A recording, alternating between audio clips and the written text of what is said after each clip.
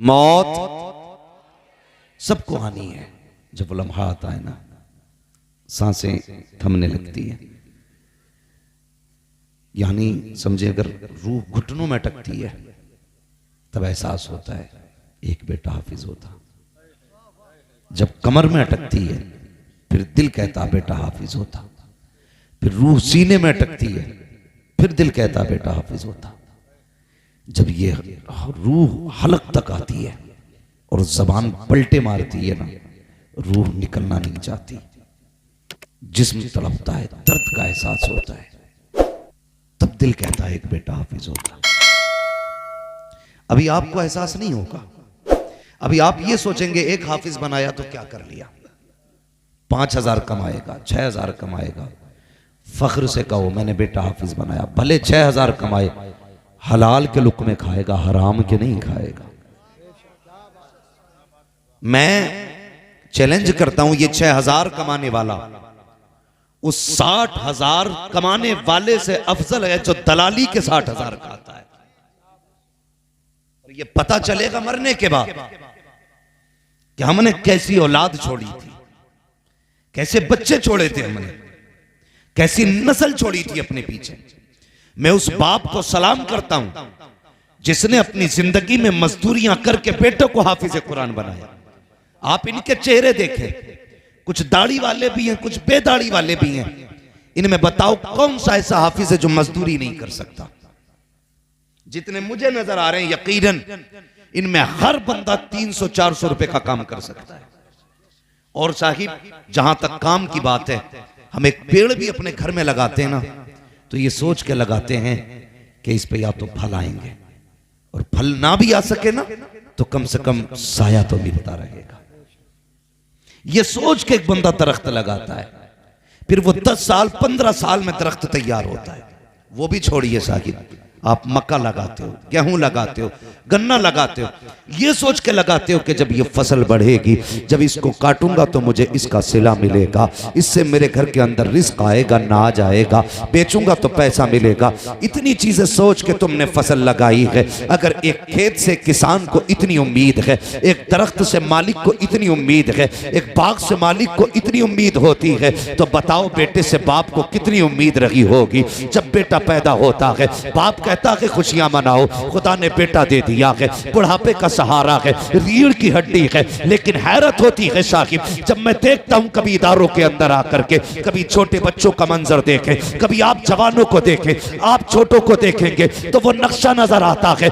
यार अब ये 7 साल का बच्चा है, इसे तो पानी पीने के लिए माँ की जरूरत थी, लेकिन मदरसे में आके कफील बन गया है, अपने कपड़े खुद धो रहा है, अपने बर्तन खुद धो रहा है, इतना होशियार हो गया है कि इसे मालूम है वुजू कितने पानी में होना है, इसे ये भी पता है कपड़े कितने पानी में पाक होंगे, ये भी जानता है गुस्ल कैसे किया जाना है। मालिक ये तेरा करम है, जब ये 7 साल का बच्चा मदरसे में कदम रखता है इसे पता चल जाता है एक जवानी क्या है, उम्र क्या है। मगर बरअक्स इसके अगर जवानों को आप देखें तो हैरत होती है, दिल कहता है यार अब ये उम्र तो कमाई की उम्र थी, इसके बाप ने कौन सा पत्थर जिगर पे रखा, क्या बुढ़ापा नहीं आया था, क्या मजदूरी के दिन ना थे, क्या पैसे की जरूरत नहीं थी, सब कुछ था। लेकिन ये मदरसे में इस उम्र में क्या कर रहा है, कभी हाथ रख के पूछना बेटे बता तो सही इस उम्र में क्या जरूरत थी, तुझे मजदूरी करके बाप का हाथ बटाना था, तुझे मेहनत करके बाप के बुढ़ापे का सहारा बनना था।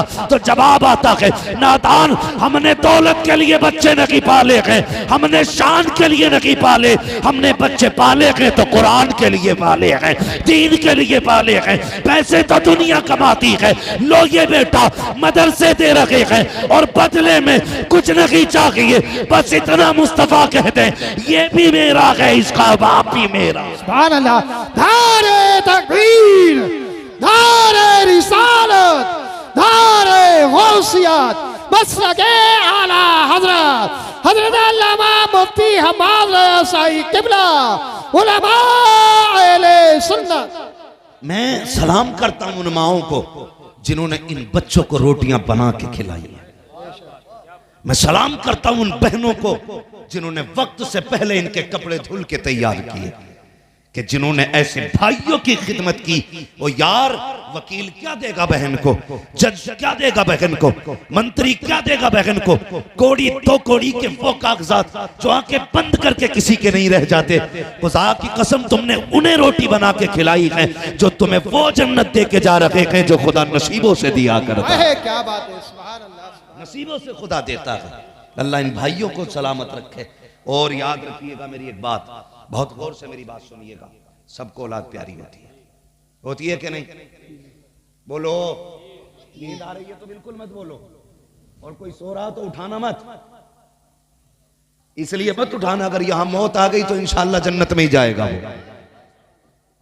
बोलें जरा या रसूल अल्लाह, या रसूल अल्लाह। जाग गए मौत के डर से, मौत अपने वक्त पे आ गई। मगर मेरी बात सुने, नसीब वाली हैं वो माएं जो ऐसे बेटों को दूध पिला के जिन्होंने परवान चढ़ाया, जिन्होंने बदले में कुरान के हिफ्ज की सनद माँ बाप को दी है। हिफ्ज की सनद मजाक नहीं होता है, ये तो माँ बाप है सागिर। उनकी बात आप देखो, बेटे किसी के भी हों खाने अपने घरों पे खिलाते हैं, ये इतनी बड़ी बात है। एक बूढ़ी औरत मदरसे गई, जाके कहने लगी मौलाना एक बच्चा चाहिए। क्यों? कहा खिदमत करनी है, कुरान वाला तो। उन्होंने एक बच्चा दे दिया। औरत बेवा थी। क्या थी? समझ रहे हैं ना? हाँ देखिए, सर मत हिलाइए, मैं सर को हिलाता ना तो मेरा मूड खराब हो जाता। पढ़े लिखे लोग हैं ना तो मुंह से बोलिएगा समझ में आए, तो ना बोलेंगे मैं समझूंगा दोबारा समझा दूंगा। बेवा औरत थी, बूढ़ी, कोई था नहीं। मदरसे गई, बच्चे को लेके आ गई। नियम क्या था? पहली रोटी जो बनती थी वो कुरान पढ़ने वाले को खिलाती थी। तुमने नहीं देखा? ये सैफुर कितने घर ऐसे भी होंगे कि जो अपने बच्चों से ज्यादा कुरान वालों को खिलाने में खुशी महसूस करते होंगे। ऐसे भी कई लोग होंगे ना। तो वो पहली रोटी कुरान वाले को देती थी, पहली रोटी कुरान वाले को। कहती थी यार ये परदेसी है लेकिन तेरे महबूब का मेहमान है, फर्ज बनता मैं लुकमा बाद में खाऊंगी, इसे पहले खिलाऊंगा। सालों साल खाना खिलाती रही।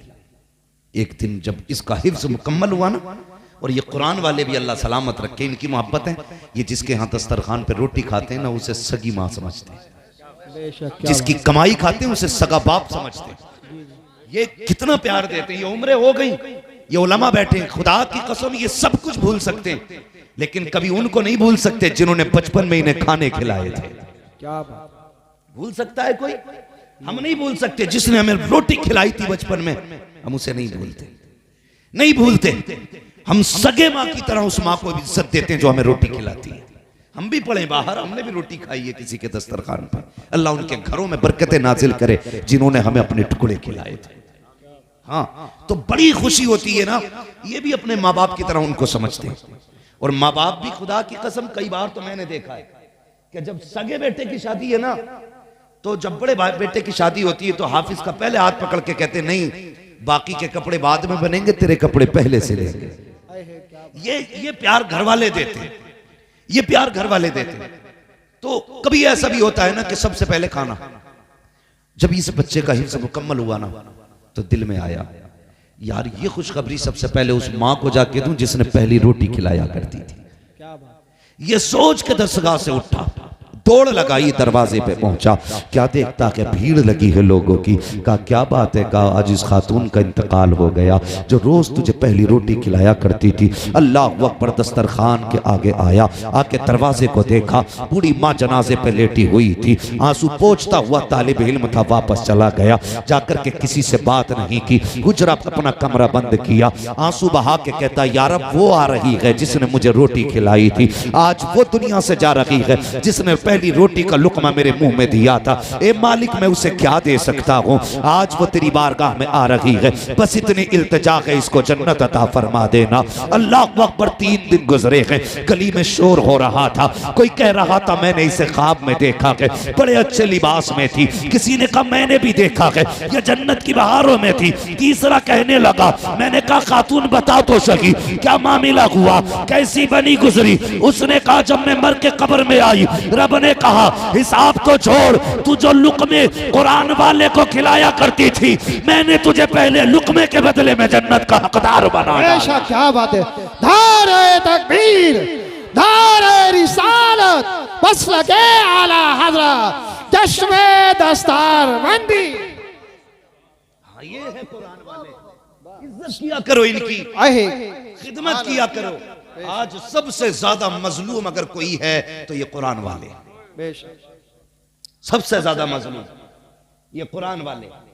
अगर कोई बात कहें तो कहें मैं दकियानूसी सोच है, कोई बात समझाएं तो पुरानी फिक्र वाला। हाँ, हम पुरानी फिक्र वाले हैं, लेकिन खुदा की कसम हम 1400 साल पुरानी फिक्र रखते हैं। हम वो फिक्र रखते हैं जो फिक्र मुस्तफा ने अबू बकर को दी थी, जो मुस्तफा ने उमर को दी थी, जो मुस्तफा ने अपने उस्मान को दी थी, जो मुस्तफा ने अपने हैदर को दी थी। ये वो फिक्र वाले लोग। और याद रखिएगा, खाली भतीजा समझ के ठोकरों में ना रखना। अपना भतीजा, अपना पोता, चलवे पप्पू जुम्मन गुड्डू ना कहना, एहतराम करना। इसके सीने में कुरान की दौलत आ गई है। और कुरान की दौलत क्या है? सोने के हार, तुम तो जो चाहो दौलत लेके मर जाओ, कोई एजाज नहीं। लेकिन जब हाफिज कुरान का जनाजा उठता है ना, अल्लाह हुक्म देता कब्र को, खबरदार एक बाल भी बेगाना कर देना। तेरे अंदर वो आ रहा है जिसके सीने में मेरा कुरान है। अगर हाफिज कुरान की कब्र 100 साल बाद भी खोलोगे ना, तो कसम खुदा की जमीन मैली नहीं होती, जमन मैला नहीं होता, मोहम्मद के गुलामों का कफन मैला नहीं। बेशक, सुभान अल्लाह, सुभान अल्लाह। ये इनकी शान है। इसलिए इज्जत किया करो कुरान वालों, कद्र किया करो कुरान वालों, ख्याल रखा करो इनका। मैं गारंटी के साथ कहता हूँ, चैलेंज के साथ, सबसे नसीब वाले वो लोग हैं जिनके घर पे ये पढ़ने वाले खाना खाते हैं।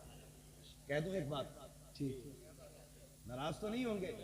नहीं। कुछ ऐसे भी लोग हैं जिन्हें मौज आती है, खाली चौराहे पे कोई काम नहीं है, चाय पियेंगे और ये कहेंगे अरे थाली की खा रहे हैं, और इससे बड़ी थाली की कोई नहीं खा रहा।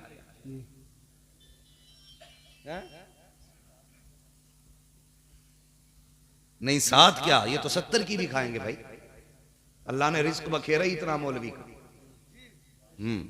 मेरे हुजूर ने कहा था नसीब वाला है जिसका रिस्क घर के जितने ज्यादा करीब है। हजरत आयशा सिद्दीका के हाथ उठ गए, या अल्लाह मेरे महबूब की उम्मत के उलमा का रिस्क बखेर दे। क्यों? कि जहां जहां ये रिस्क लेने जाएंगे वहां वहां मदीने वाले की बातें बताया करेंगे। सुभान अल्लाह, सुभान अल्लाह। समझ गए ना? इसलिए 7 और 70 का खाता, इसलिए कि ये दुआ भी उम्मुल मोमिनीन आयशा सिद्दीका की है।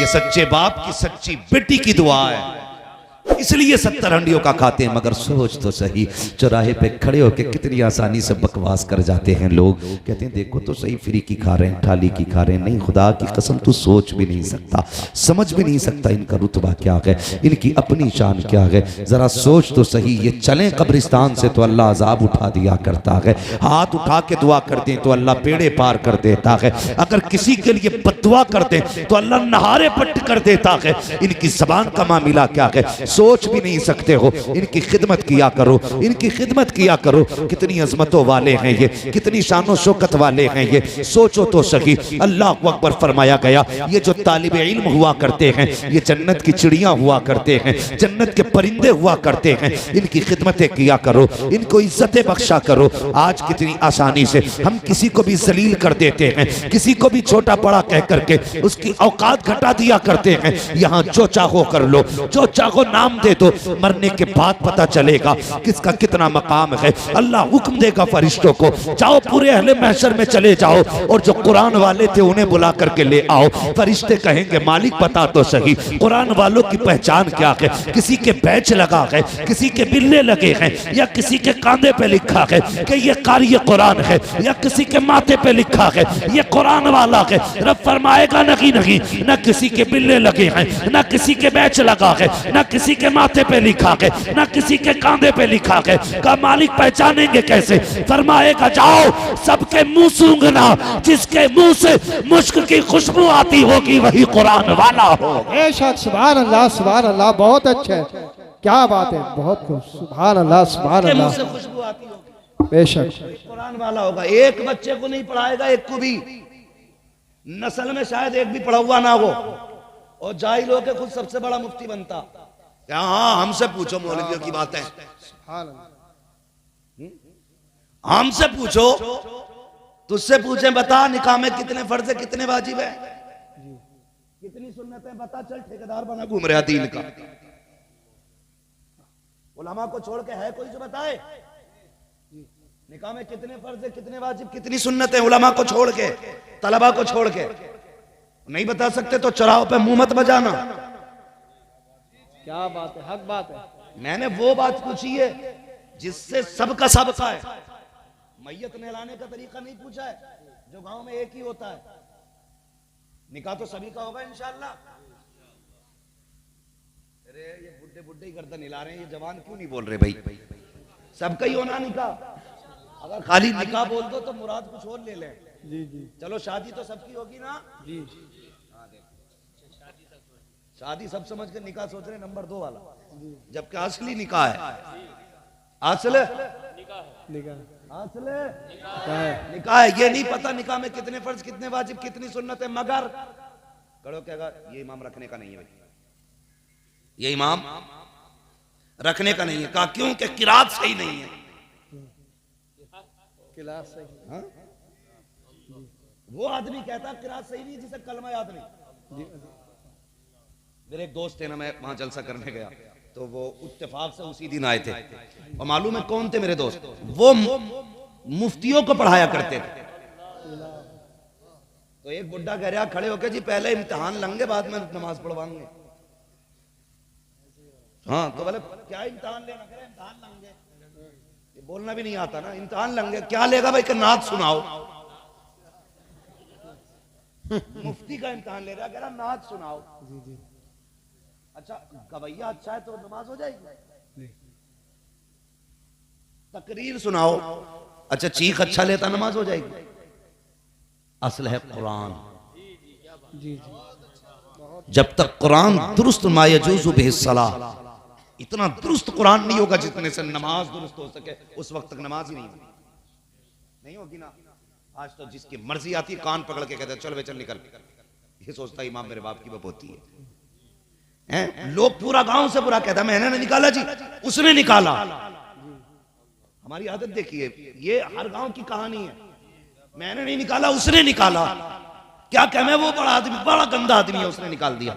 मैं कहता हूं इतना गंदा वो नहीं जितने गंदे तुम हो। क्या बात है।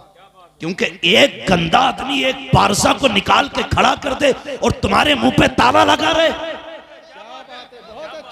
गंदा वो नहीं, गंदे तुम हो। हकीकत ये है बात हक और गलत की हुआ करे तो आगे बढ़ जाया करो, फिक्र न किया करो। यही हक वालों की पहचान है, इसीलिए तो आवाज आती है। डल न सकते थे अगर जंग में अड़ जाते थे, पैर शेरों के भी मैदान से उखड़ जाते थे। अरे दश्त तो दश्त है, दरिया भी न छोड़े तूने, दल पैरे जुल्मात में दौड़ा दिए घोड़े। बेशक। नारे तकबीर, ए रिसालत, अहले सुन्नत, जिंदा है। अल्लाह अकबर, या रसूल अल्लाह। कई जगह मर्डर हो गया मस्जिद में ही। मंडी बटियों पे मेंढों पे झगड़े होते तो हमने सुने थे। अब आदमी को खेती की फुर्सत नहीं रही है ना, तो अब मस्जिद में लगवा दिए पंखे, एसी। दिमाग खराब हो गया नमाजियों का। मजाल है, पंखे के नीचे कोई बैठ जाए गरीब, चल वो उठाए से। 5 वक्त के नमाजी तो अपना समझते हैं कब्जा। जुम्मे वाले से कहते तू आज यहाँ कैसे भाई, चल पीछे चल। बाकी टाइम में हमाम है जी। आज आके पंखे के नीचे बैठ गया, ऐसा लग रहा है जैसे सबके पड़ते की पड़ लिया जी। हालात ही हमारे। गोलियां चल गई, ले झगड़ा हो मुक्तदियों में तो मुसल्ला इमाम का बनता, जो जी दूसरा लांगे। कई जगह 2 पार्टियां बन गई। एक तो मुझसे बोला हजरत हमारा फैसला ये कि पहले ये अपने इमाम के पीछे पढ़ेंगे फिर हम अपने इमाम के पीछे पढ़ेंगे। मैंने मस्जिद है मंदिर नहीं है। हाँ एक ही सफ में खड़े हो गए महमूद अयाज। ना कोई बंदा रहा ना कोई बंदा नवाज। आज सबके गिरबान में। आज हालात क्या देखिए, आज हालात क्या। ये अरे आप मौलवी भी ढंग के ना रहे, चल मौलवी ढंग के नहीं है, तू तो ढंग का बन, खुद तो ढंग का बन भाई। तुझे तो मरना है ना। मैं गलत हूं, फर्ज करें मैं गलत हूं, लेकिन तू तो सोचना मुझे सही होना है, बेशक। तू सोच मुझे सही होना। जरूरी नहीं है, वो तुमने नहीं सुना, वो एक शख्स पीर की तलाश में निकला था, तो रात में ना चौराहे पे कोई चोर मिल गया, उसने पकड़ लिया, बोला मुरीद कर। वो कहने लगा मैं चोर हूं, बोले नहीं पीर है। इतनी रात में तू जा रहा है, तेरी पहचान है, ये तू पीर है। चोर ने सोची यार भाई मसला ही खराब हो गया, जान छुड़ानी है ना तो भाई इसे मुरीद ही कर लिया, मुरीद कर लिया। उससे बोला कि हाई खड़ा रही, आ रहे हूं। चला गया, भाग गया चोर, क्योंकि उसे चोरी करनी थी। वहीं खड़ा रहा, वहीं हिला नहीं मुरीद। भले पीर जो था चोर था, मगर वो हटा नहीं। क्यों? वो अपने एतकाद में मजबूत था। लोगों ने कहा कैसे बात है? कहा रात मुझे पीर मिला था, खड़ा कर गया। उसने कहा पीर नहीं, वो चोर था। उसने कहा तुम्हारे लिए चोर था, मेरे लिए तो पीर था। क्या बात है। फिर रब का करम ऐसा हुआ, उस चोर को भी रब ने वली बना दिया था। यार तू अपनी जगह सच्चा हो ना, तू अपनी जगह सच्चा हो। लोग गलत है साहब, ये मौलवी गलत है, फला गलत है, भाई चल सब गलत है, तू तो जन्नती हो ना। मतलब खुद हराम की खा रहा है, खुद हराम की खा रहा है। अपनी बेटियां चौराहे पे टहल रही हैं, कह रहा प्रधान की अच्छी नहीं है। हाँ, अपने घर में बेगैरती है, कह रहा उसकी औलाद अच्छी नहीं है। यार सबको छोड़ अपने आप को देख, अपने घर में निजाम मुस्तफ़ा लाजिम कर। अगर मैंने माना ये झूठ बोलते हैं, ये चोरी करते हैं, तो मुझ पे लाजिम ये है इनको न देखूं, इनको न देखूं, अपने आप को देखूं। मालिक मुझे चोरी से बचा ले, मुझे झूठ से बचा ले, मैं तेरा बंदा हूं, तेरे महबूब का उम्मती हूं। तो किसी पे उंगली उठाने से आप नहीं बच सकते हैं, किसी को निशाना बनाने से आप नहीं बच सकते हैं। अपने गिरबान में आप झांकें, कोशिश ये करें हमारी इस्लाह होनी चाहिए, जो खामियां हमारे अंदर हैं अलग होनी चाहिए। हाँ नौजवान, जब सोच अच्छी होती है तब अल्लाह तरक्कियां दिया करता है, बरकतें दिया करता है, और फिर इतने दुरूज देता है कि दुनिया देख के हैरत किया करती है। लोग कहते हैं क्या मिलेगा, इमाम बन जाएगा बेटा। मैं ये नहीं कहता हाफिज बना के बेटे को सिर्फ इमाम बनाना, हाफिज बना के बेटे को मुदर्रिस बनाना, ये भी तो हो सकता है। तेरा बेटा हाफिज कुरान हो, अच्छा बिजनेसमैन भी हो, तेरा बेटा हाफिज कुरान हो, अच्छा डॉक्टर भी हो, तेरा बेटा हाफिज कुरान हो, अच्छा वकील भी हो, तेरा बेटा हाफिज कुरान हो, अच्छा इंजीनियर भी हो, तेरा बेटा हाफिज कुरान हो, अच्छा बेहतरीन जज हो। अगर तुम्हारे सीनों में कुरान की दौलत होगी तो कान पे बैठोगे तो 900 ग्राम नगी तोलोगे, अगर नापोगे तो आधा लीटर कम नगी दोगे, अगर नापोगे तो कपड़ा सेंटीमीटर में कम नगी होगा, दवाइयां दोगे तो पानी नहीं भरोगे सिरिंजों में, अगर अदालतों में होगे तो वकालत में झूठ नहीं बोलोगे, अगर इंसाफ की कुर्सी पे होगे तो किसी का दिल नहीं दुखाओगे, अगर तुम्हारे हाथ में कानून आएगा किसी पे सितम ना करोगे, बल्कि जब कुर्सी पे बैठोगे दुनिया कहेगी कहीं और ना जाना, वहां जाओ। खुदा की कसम वहां इलाज भी होता है, मदीने वाले का फैज भी मिला।